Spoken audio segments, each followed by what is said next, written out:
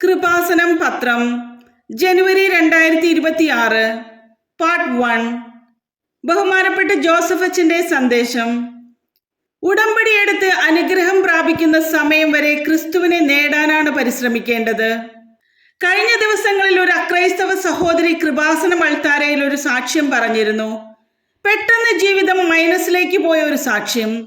കാരണം ഒരു വെളുപ്പാൻ കാലത്ത് പാല് കൊടുത്ത് കിടത്തിയ കുഞ്ഞ് അവൾ ഒന്ന് ഉറങ്ങി തിരിഞ്ഞു നോക്കുമ്പോൾ മരിച്ചിരിക്കുന്നു. ആ കുഞ്ഞ് ജനിച്ചിട്ട് 24 ദിവസമേ ആയിട്ടുള്ളൂ. ജോലി, വീട്, വിവാഹം, ജപ്തി നടപടി, വസ്തുവിൽപ്പന, രോഗസൗഖ്യം, അതുമല്ലെങ്കിൽ തീരാ ദുരിതങ്ങൾ, ഇങ്ങനെയുള്ള പല കാര്യങ്ങളും നമ്മുടെ കൈപ്പിടിയിൽ മെറിറ്റിൽ ഒതുങ്ങാത്ത സമയത്താണ് നമ്മൾ ഉടമ്പടിയിലേക്ക് സെറ്റ് ചെയ്യുന്നത്. അതാണ് not by merit but by grace എന്ന് പറയുന്നത്. നമ്മുടെ മെറിറ്റിൽ ഒതുങ്ങില്ല എങ്കിൽ നമ്മൾ ദൈവത്തിന്റെ കൃപയിലേക്ക് ആ വിഷയം സെറ്റ് ചെയ്യണം. അതാണ് എഫേസോസ് 2:8. സൗമ്യയുടെ സാക്ഷ്യം മലപ്പുറം പെരിന്തൽമണ്ണയിൽ നിന്നാണ്. സൗമ്യയുടെ കുഞ്ഞ് മരിച്ചു കഴിഞ്ഞപ്പോൾ പിന്നെ അവൾ പറയുന്ന കുറെ കാര്യങ്ങളുണ്ട്. എൻ്റെ ചുറ്റും എല്ലാവരുമുണ്ട്, പക്ഷെ ആരുമില്ലാത്ത അവസ്ഥ. ഇത് മനുഷ്യന്റെ ജീവിതത്തിൽ എപ്പോഴെങ്കിലും മനസ്സിലാക്കേണ്ടതാണ്. ആരോ ഉണ്ടെന്ന് നമ്മൾ നമ്മളെ തന്നെ പഠിപ്പിക്കുകയാണ്. വസ്തുവുണ്ട്, പൊന്നുണ്ട്, പറമ്പുണ്ട്, പാർട്ടിയുണ്ട്. അപ്പോൾ ആരോ നമുക്ക് ഉണ്ട് എന്നുള്ളത് ആരും പറഞ്ഞില്ലെങ്കിലും നമ്മൾ സ്വന്തമായിട്ട് അറിയാതെ പറയും ആരോ ഉണ്ട് എന്ന്. ഈ ആരോ ഉണ്ടെന്ന് പറയുന്ന ഈ അപരനെ കൈകാര്യം ചെയ്തില്ലെങ്കിൽ അവർ നമ്മളെ കൊല്ലും, ഒരു സംശയവുമില്ല. ഞാൻ വാടിപ്പെട്ടിയിൽ നിന്ന് ഇറങ്ങുമ്പോൾ എനിക്ക് കിട്ടിയ പ്രത്യക്ഷീകരണ പ്രാർത്ഥനയിൽ ഉണ്ടായിരുന്നത് അമ്മ ആഗ്രഹിക്കുന്ന ഒരു കൃപാവര പദ്ധതി കൃപാസനത്തിലും ഞങ്ങളുടെ കുടുംബത്തിലും നിറവേറുവാൻ ഇടയാക്കണമേ എന്നാണ്. ആ കൃപാവര പദ്ധതിയുടെ ഭാഗമായിട്ടാണ് 6 മാസം പ്രാർത്ഥിച്ചപ്പോൾ ദൈവം ഉടമ്പടി തന്നത്. ആ ഉടമ്പടി എഴുതിക്കൊണ്ടിരിക്കുന്ന സമയത്താണ് സുവിശേഷ വേല കൈമാറാൻ പറഞ്ഞത്. സുവിശേഷം കൈമാറുന്നതിന് എന്താണ് മാർഗം? ജനങ്ങൾക്ക് കിട്ടിയ സുവിശേഷത്തിന്റെ നല്ല അനുഭവങ്ങളാണ് കൈമാറേണ്ടത്. ബൈബിൾ നമുക്ക് വാങ്ങിച്ചു കൊടുക്കാം, പക്ഷെ അത് തുറക്കണമെന്ന് നിർബന്ധമില്ല. ബൈബിൾ വാങ്ങിച്ചു കൊടുക്കുമ്പോൾ അത് ജനത്തെ കൊണ്ട് തുറപ്പിക്കണമെങ്കിൽ അവന്റെ അനുദിന ജീവിതത്തിന്റെ കണ്ണീരിന് ഇവിടെ കൈലേസുണ്ട്, കൈ ഇതിനകത്തിരിപ്പുണ്ട്. ആ കർത്താവിന്റെ കൈ നിന്നിലേക്ക് നീണ്ടുവരുമെന്ന് അവനോട് പറയാൻ വേണ്ടി നമ്മൾ ആ ബൈബിൾ ജീവിച്ചവരുടെ അനുഭവങ്ങളെ, അവർക്ക് കിട്ടിയ അനുഭവങ്ങളെ, ഒരു 100 അനുഭവങ്ങൾ ഒരുമിച്ച് 2-3 പ്ലേറ്റിലാക്കി ജനത്തിന് കൊടുക്കും. സൗമ്യ പറയുന്നത് കുഞ്ഞു മരിച്ചതോടുകൂടി അവളുടെ ഉറക്കം പോയി എന്നാണ്. അവൾ പറയുന്ന രണ്ടാമത്തെ കാര്യം എല്ലാവരും ചുറ്റുമുണ്ടെങ്കിലും ആരുമില്ലാത്ത അവസ്ഥയാണ് തൻ്റേതെന്ന്. പിന്നെ ഒരു കാര്യം പറഞ്ഞു, അത് അതിനേക്കാൾ ഗുരുതരമായ കാര്യമാണ്. മനുഷ്യന്റെ അനുഭവമാണ്. എല്ലാവരും ഇങ്ങനെ ഉണർന്നിരിക്കും, ഒരു സമയം കഴിഞ്ഞാൽ എല്ലാവരും ഉറങ്ങും. നമ്മൾ പല ആൾക്കാരും വാർദ്ധക്യത്തിലാണ് ഇതുപോലെ അനുഭവിക്കുന്നത്. ഇതൊരു ട്രാജഡിയാണ്. ഇതൊക്കെ ചെറുപ്പകാലത്ത് തന്നെ അനുഭവിച്ച് മാറേണ്ടതാണ്. എന്തെങ്കിലുമൊക്കെ നിവൃത്തിയുള്ളവരാണെങ്കിൽ തിരക്കാൻ, അന്വേഷിക്കാൻ ഒത്തിരി പേരുണ്ടാകും. ഞാൻ ഇത്രയും നാൾ വൈദികനായിട്ട് എനിക്ക് മനസ്സിലായത് മനുഷ്യന്റെ ഗുരുതരമായ പാപം എന്ന് പറയുന്നത് ദൈവത്തെ അവോയ്ഡ് ചെയ്യുന്നതാണ്. ഇപ്പോൾ നിങ്ങളുടെ ബന്ധു ഒരു ഞായറാഴ്ച വീട്ടിൽ വന്നു, അപ്പോൾ തന്നെ നിങ്ങൾ ഉടുത്ത സാരി അഴിച്ചിടും, വൈകുന്നേരം പള്ളിയിൽ പോകാമെന്ന് പറഞ്ഞ്. അപ്പോൾ തന്നെ ദൈവത്തെ അവോയ്ഡ് ചെയ്യും. പല ആൾക്കാരുടെയും ജീവിതത്തിൽ അവരുടെ ലിസ്റ്റ് എടുത്തു കഴിഞ്ഞാൽ ജോലിക്ക് വേണ്ടി, കൂട്ടുകാർക്ക് വേണ്ടി, അതുമല്ലെങ്കിൽ ഗ്യാങ്ങിന് വേണ്ടിയെല്ലാം ദൈവത്തെ അവോയ്ഡ് ചെയ്യുന്ന ചരിത്രമാണുള്ളത്. നിന്റെ കർത്താവായ ദൈവം ഞാൻ ആകുന്നു എന്ന് പറഞ്ഞാൽ ഞാനല്ലാതെ മറ്റൊരു ദൈവം നിങ്ങൾക്ക് ഉണ്ടാകരുത്. ദൈവത്തിന്റെ സ്ഥാനത്ത് ആര് വന്നാലും, ഭാര്യ വന്നാലും, ഭർത്താവ് വന്നാലും, മക്കൾ വന്നാലും, ആര് വന്നാലും 1-ാം പ്രമാണ ലംഘനമായി പോകും. നിങ്ങളിപ്പോൾ ജീവിതത്തിന്റെ ഒരു പ്രത്യേക പ്രതിസന്ധി വന്നപ്പോൾ ദൈവവുമായിട്ട് അടുക്കുന്നവരുണ്ട്. എല്ലാവരും അങ്ങനെയാണെന്ന് പറയുന്നില്ല, അത് തെറ്റാണെന്നും പറയുന്നില്ല. ഒരു മനുഷ്യന്റെ സൗഭാഗ്യം എന്ന് പറയുന്നത് എല്ലാ കാലാവസ്ഥയിലും ദൈവത്തിന് 1-ാം സ്ഥാനം കൊടുക്കാൻ കഴിയുന്നതാണ്. കൽപ്പന തന്നപ്പോൾ നിന്റെ കർത്താവായ ദൈവം ഞാനാകുന്നുവെന്ന് അവിടുന്ന് പറഞ്ഞു. അതിന്റെ കാരണം വേറെ പല ജ്ഞാനികളും കർത്താവിന്റെ വേഷം കെട്ടി വന്നതുകൊണ്ടാണ്. ചിലപ്പോൾ മക്കളും വരും, അമ്മ ഇന്ന് പള്ളിയിൽ പോകണ്ട, പരീക്ഷയാണെന്ന് പറയും.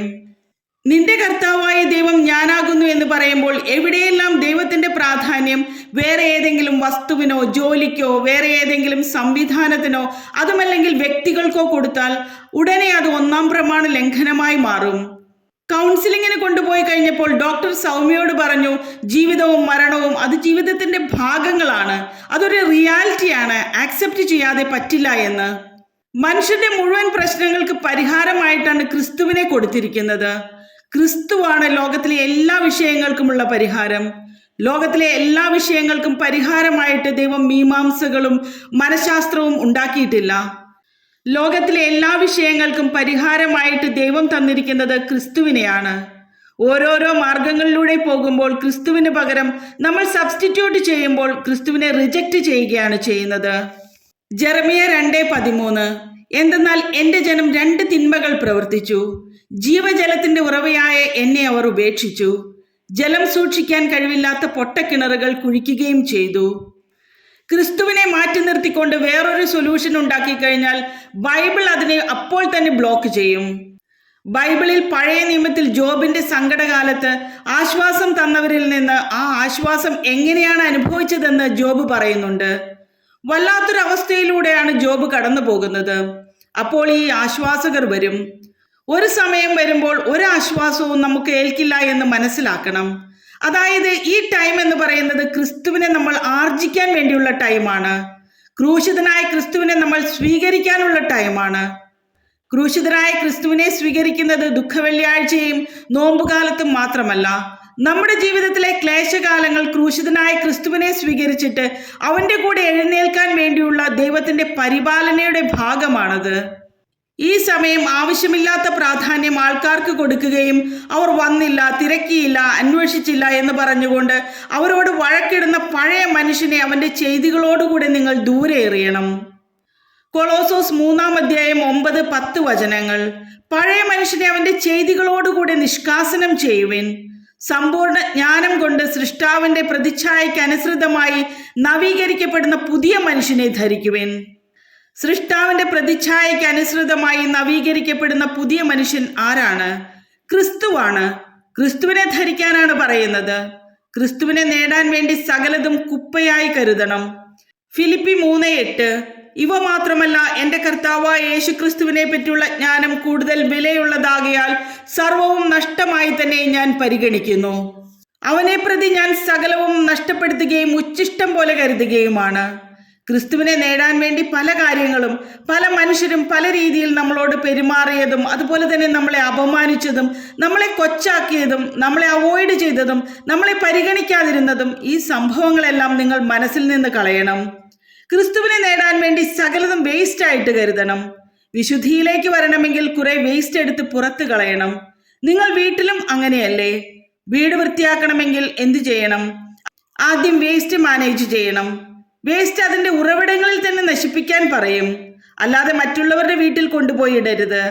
അതുപോലെ തന്നെ പല കാര്യങ്ങളും നമ്മൾ റൈറ്റ് ഓഫ് ചെയ്ത് കളയണം. വൈരാഗ്യം, വിദ്വേഷം, അവർ അങ്ങനെ ചെയ്തു ഇങ്ങനെ ചെയ്തു എന്നൊക്കെ പറഞ്ഞുകൊണ്ട് നമ്മുടെ മനസ്സിന് വേദന ഉണ്ടാക്കുന്ന കാര്യങ്ങൾ ക്രിസ്തുവിനെ നേടാൻ വേണ്ടി റൈറ്റ് ഓഫ് ചെയ്യണം, കുപ്പയായി കരുതണം. അക്രൈസ്തവ സഹോദരങ്ങളും എപ്പോഴും ശ്രദ്ധിക്കേണ്ടത്, നിങ്ങൾ ഉടമ്പടി ചെയ്ത് ജീവിക്കുമ്പോൾ ചെയ്യാൻ നിങ്ങൾ ഉദ്ദേശിക്കുന്നുണ്ടെങ്കിൽ നിങ്ങൾ അതിൻ്റെ വിശുദ്ധിയുടെ ഭാഗങ്ങൾ കൃത്യമായിട്ട് പാലിക്കണം. വൈരാഗ്യം, വിദ്വേഷം, ചതി, മുൻകോപം, കലഹം, ഭിന്നത ഇങ്ങനെയുള്ള എല്ലാം വേസ്റ്റ് ആയിട്ട് കരുതണം. ആ അക്കൗണ്ട് ഇനി ഓപ്പൺ ചെയ്യരുത്, ക്ലോസ് ചെയ്തേക്കണം. അങ്ങനെ ക്ലോസ് ചെയ്യുമ്പോൾ ക്രിസ്തുവിന്റെ ചൈതന്യത്തെ ആവാഹിക്കുകയാണ്. ഉടമ്പടി കത്തണമെന്നുണ്ടെങ്കിൽ അത് ക്രിസ്തു ചൈതന്യത്തിലേക്ക് കത്തുകയുള്ളൂ. അതുകൊണ്ട് തന്നെ വളരെ ശ്രദ്ധയോടുകൂടിയാണ് ഉടമ്പടിയെ സമീപിക്കേണ്ടത്. നമ്മുടെ ബന്ധുക്കൾ, സ്വന്തപ്പെട്ടവർ, അതുപോലെ തന്നെ നമുക്ക് ആശ്വാസവും അവലംബവും തരുന്നവർ ഒത്തിരി പേരുണ്ട്. അവരെയൊക്കെ നമ്മൾ അവോയ്ഡ് ചെയ്യണമെന്നല്ല അതിൻ്റെ അർത്ഥം. അവർക്ക് ദൈവത്തിന്റെ പ്രാധാന്യം കൊടുക്കരുത്. ഉടമ്പടി ഒരു നിലപാടാണ്. കാരണം നമ്മൾ ദൈവവുമായിട്ട് ഉടമ്പടിയിലുള്ള ആൾക്കാരാണ്. അപ്പോൾ ദൈവത്തിന്റെ സ്ഥാനം വേറെ ആർക്കും വരരുത്. ജോബ് 16:2 നിങ്ങൾ നൽകുന്ന ആശ്വാസം ദയനീയമാണ്, നിങ്ങൾ നൽകുന്ന ആശ്വാസം ഗതികേടാണെന്ന്. ലോകത്തുള്ള എന്താശ്വാസം എന്ന് പറഞ്ഞാലും അവസാനം അത് ഗതികേടായിരിക്കും. അത് മനഃശാസ്ത്രമായാലും ശരി, കൗൺസിലിംഗ് ആയാലും ശരി. ക്രിസ്തുവിനെ മാറ്റി നിർത്തിക്കൊണ്ട് ആരെല്ലാം ലോകത്തിന് എന്ത് ആശ്വാസം പറഞ്ഞാലും ശരി, അതെല്ലാം ദയനീയമായിരിക്കും. റോമ 8:17 എന്തെന്നാൽ അവനോടൊപ്പം ഒരിക്കൽ മഹത്വപ്പെടേണ്ടതിന് ഇപ്പോൾ അവനോടുകൂടെ നാം പീഡ അനുഭവിക്കുന്നു.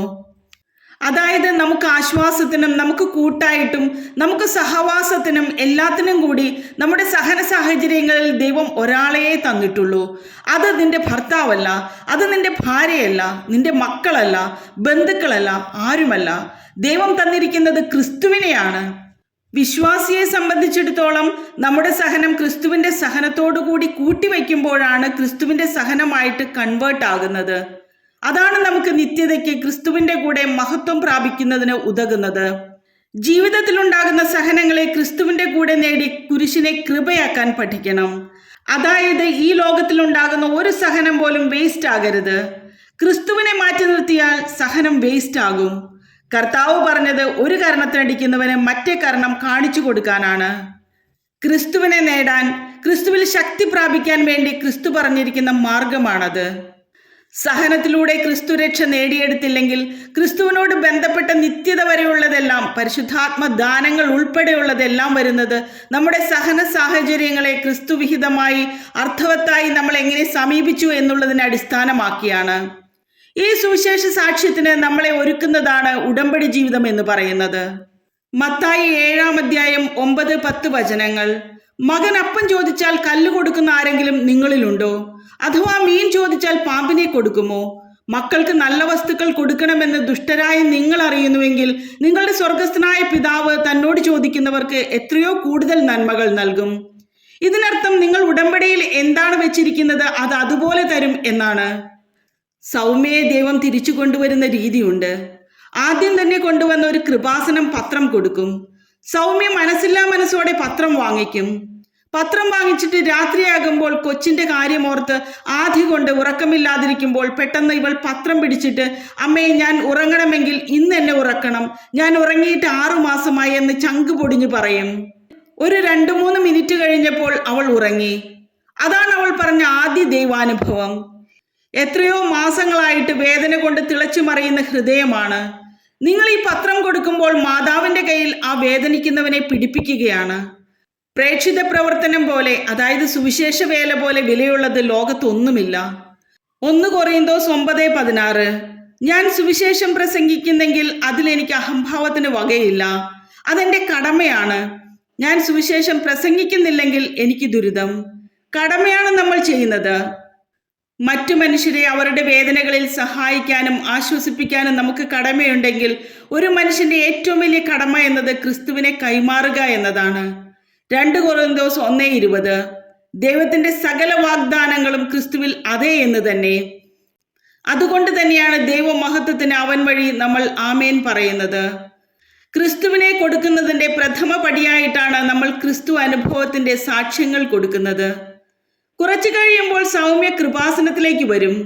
കൃപാസനത്തിലേക്ക് വരുമ്പോൾ അവളുടെ കൂട്ടുകാരി പറയും, ഞാനൊരു സ്വപ്നം കണ്ടു. നിന്റെ മരിച്ചുപോയ കുഞ്ഞില്ലേ, അത് മാതാവിന്റെ അടുത്തിരിക്കുന്നത് ഞാൻ കണ്ടെന്ന്. ആ സമയം മാസങ്ങളായിട്ട് മരിച്ചുപോയ കുഞ്ഞിനെ കുറിച്ചുള്ള വേദന മുഴുവനും 1 സെക്കൻഡ് കൊണ്ട് മാതാവ് അവളുടെ ഹൃദയത്തിൽ നിന്ന് തുടച്ചു കളയും. ഈ സൗമ്യയുടെ സ്റ്റോറി അവസാനിക്കുന്നത് എന്ത് രസമായിട്ടാണെന്നറിയാമോ?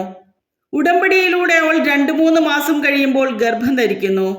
അവൾ അമ്മയോട് ഒരു കാര്യമേ ചോദിച്ചുള്ളൂ, അമ്മേ, എൻ്റെ മരിച്ചുപോയ കുഞ്ഞിന്റെ അതേ ലക്ഷണത്തിൽ എനിക്ക് കുഞ്ഞിനെ വേണമെന്ന്. അതേ ലക്ഷണത്തിൽ തന്നെ ആ കുഞ്ഞിനെ തന്നെ അമ്മ തിരിച്ചു കൊടുത്തു. ഓർക്കുക, ദൈവത്തിന് 1 നിമിഷം മതിയാകും നിന്റെ കണ്ണീരൊപ്പാൻ. നമ്മുടെ മുമ്പിലുള്ള വിഷയം ആ അനുഗ്രഹം നമുക്ക് തരുന്നത് വരെയുള്ള സമയത്ത് അത് വെച്ച് ക്രിസ്തുവിനെ നേടാൻ വേണ്ടി പരിശ്രമിക്കുക എന്നതാണ്. ദൈവം നിങ്ങളെ അനുഗ്രഹിക്കട്ടെ.